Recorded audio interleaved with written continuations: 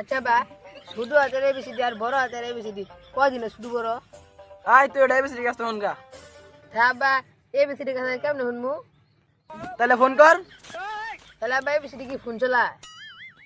তাহলে চিঠি ফাটা। তাহলে এবিসিডি কি পড়তে পারে?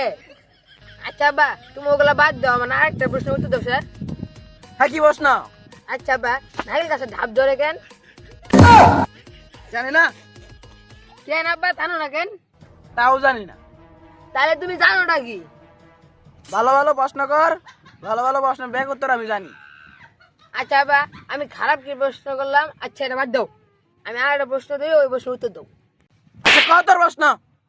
আচ্ছা বা আমরা যখন ঘুমোই তখন কি আত্মা কোনো জায়গায় ঘুরতে যায়? হ্যাঁ, আমি কি তোর আত্মার ডায়মন্ড নাকি যে আমি খোঁজ খবর রাখবো?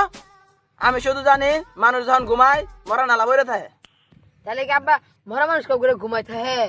না, মরা মানুষ মরে থাকে। আচ্ছা আবার সবকিছু বাদ দিয়ে আমার একটা কথা শুনো তুই। না শুনবো না, তোর কোনো কথা শুনতে ভালো লাগতেছে না আমার। না তোমার শোনা লাগবো। আরে বাড়ি যাও রা বলা।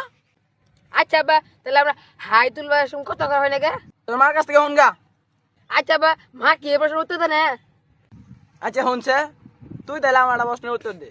আচ্ছা ছেলে ঘর গায়ে শক্তি বেশি না মেয়ে ঘর গায়ে শক্তি বেশি রে? আব্বা মেয়ে শক্তি তো গায়ে থাকে না। তা কইতা হ্যাঁ? আব্বা মেয়ে শক্তি তো মুখে থাকে। তা ঠিক। আব্বা এর শেষ প্রশ্ন। আচ্ছা মুলা হলো কি গাদের হয়?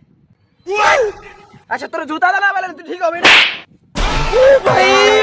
मारो मुझे मारो मारो